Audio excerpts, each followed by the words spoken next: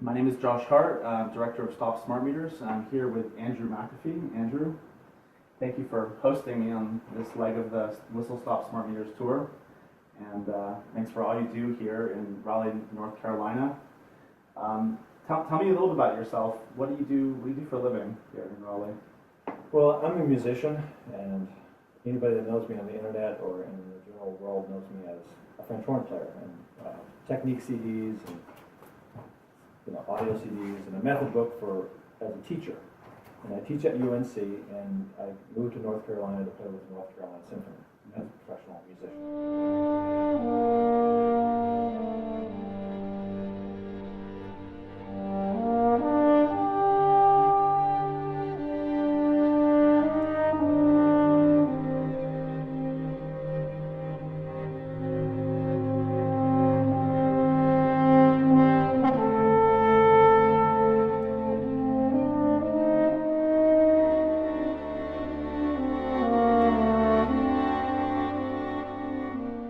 In 2001 is when I became elected sensitive. Mm-hmm. And how?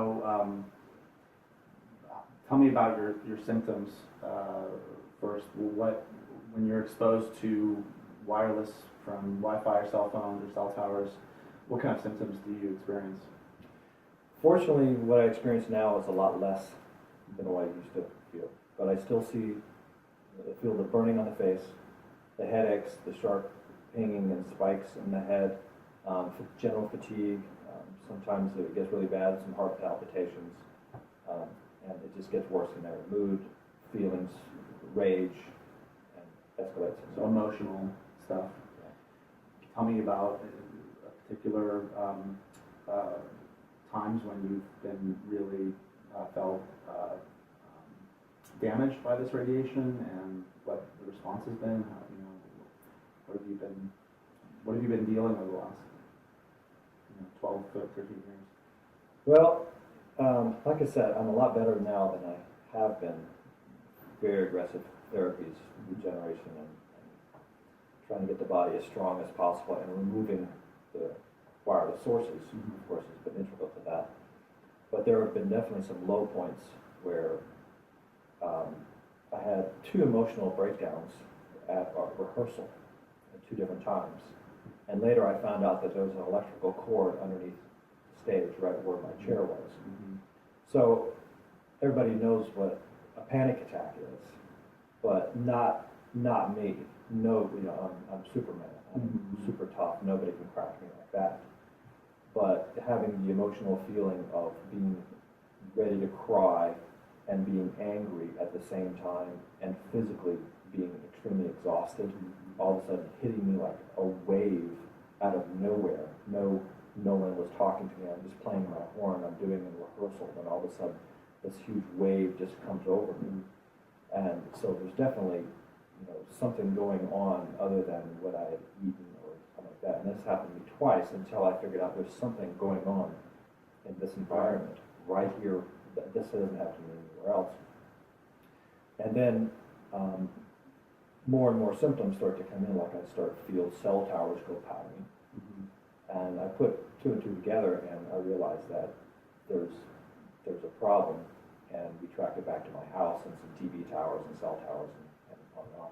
So you think that you were saying earlier the wiring in your house was found to be faulty, and you really blame that for sensitizing you to? I believe it was a huge part of conditioning my body to be allergic, in a sense, to wireless radiation, was major code violations, fans that aren't grounded, 9 volts of electricity running through the bed, just huge violations in building code and electrical problems in the house, as well as the radiation from the towers, both TV, radio, and cell phone towers in the immediate environment. You're public about your affliction and about your disability. Do you come across people who roll their eyes and just think this is, you're a psychiatric case a lot, and people who believe you and support you, and what is your reaction generally to those people who don't take you seriously? I've had to become public. I tried to keep it a secret for a long time. And I cannot play my best around cell phones and wireless routers.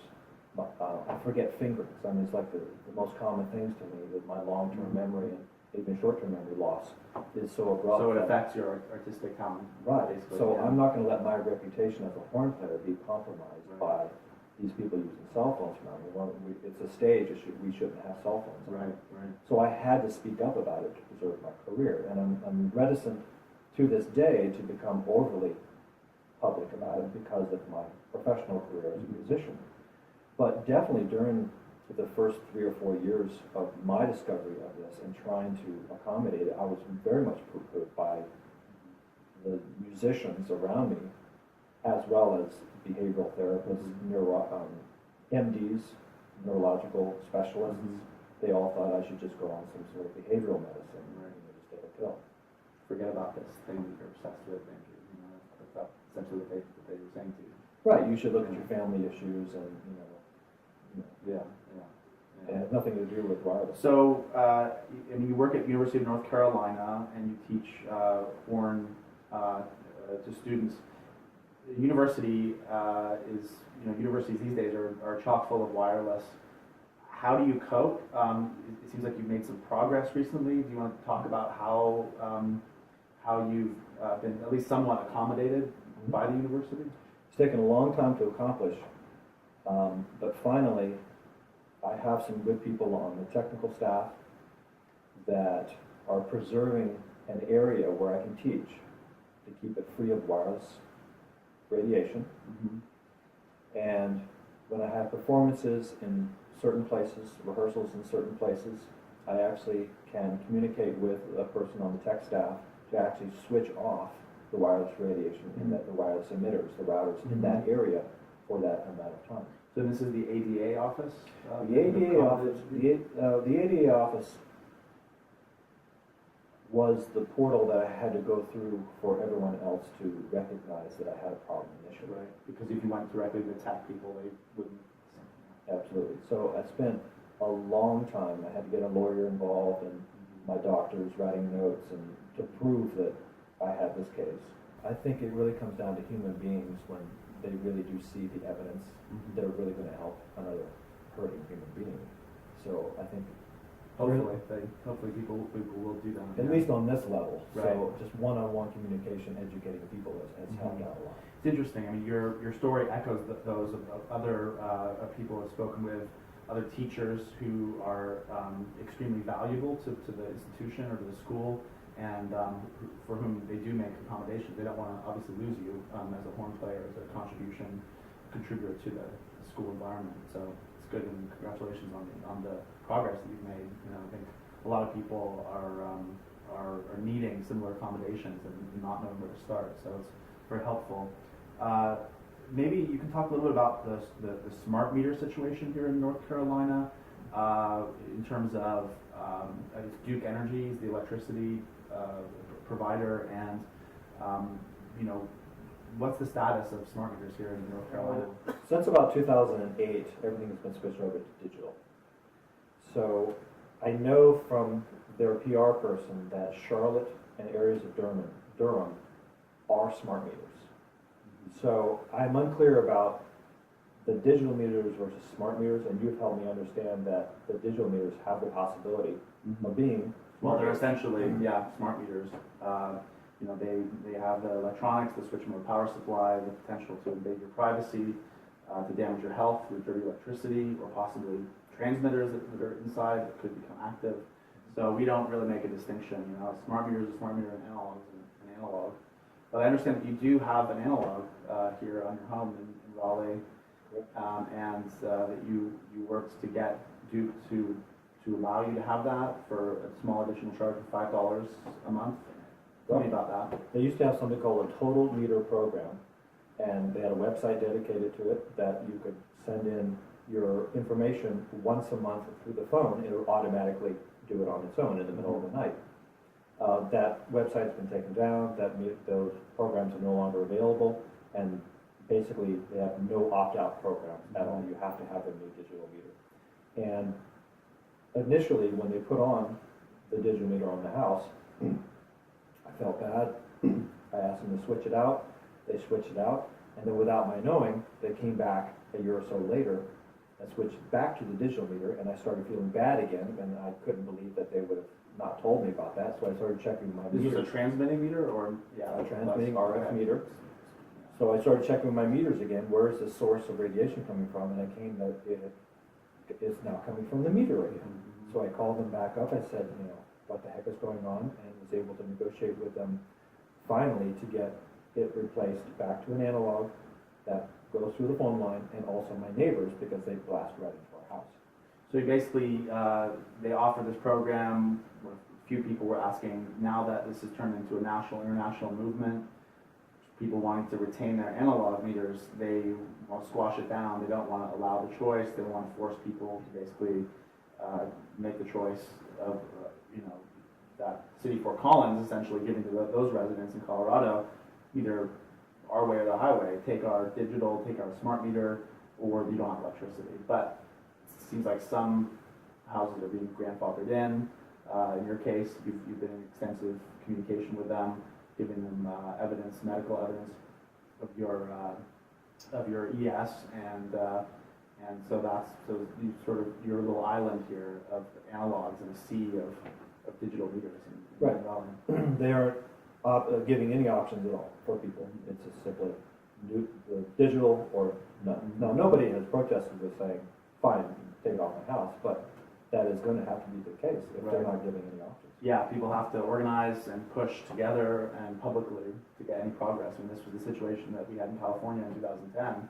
They were saying, they're mandatory, this is our policy, and obviously people were getting sick and removed them en masse. So we had a successful screening last night. More people want to get involved, it seems like, locally. There's rising concern. There were about 6 to 8 electrosensitive people there last night who spoke up. And I think those other people, when you asked the question of who's electrosensitive here in the audience, raised their hand. People looked around and some people were shocked at how bad this problem has gotten with very little media attention. Yeah, and these are really diehard electrosensitive people. Yeah. And not just people that have some little bit of headache here and a little bit of fatigue here. I mean, we get sick, really sick. We're debilitated around this radiation. And to have that many people in one space really affected the rest of the members. Like, oh my gosh, I had no idea that this many people were really getting this sick. And combined with all the compelling facts in the film, I think a lot of people's minds were opened last night, and I think there's some momentum there for locally here in North Carolina. So again, just really appreciate what you're doing and your work, not only on your own behalf, but on behalf of all people who are suffering from this, and just see the craziness in the system. Our individual experiences as electrosensitive people are a warning to the general population. This is not safe technology. This needs to be questioned and curtailed. And really appreciate the work you're doing and the progress you've made here in North Carolina. I really wish that more people knew that people like us are fighting for them as well, and not against them. They think that we're outside of the herd and should be eliminated. We're actually advocating for a safer environment for everyone. Right. And thank you, Josh, for being a real shot in the arm energy-wise to get everyone together, to get this really important meeting with an executive over at UNC. Hopefully that will come something. And for your work and really putting your life on the line to bring this information to the public. Well, really appreciate you hosting me. That's really nice to hear. Keeps me going on to my next stops in Georgia and Florida. And just really appreciate. Great to meet you. You're a great guy, and thanks again. My pleasure. Thank you. All right. Thanks, Andrew.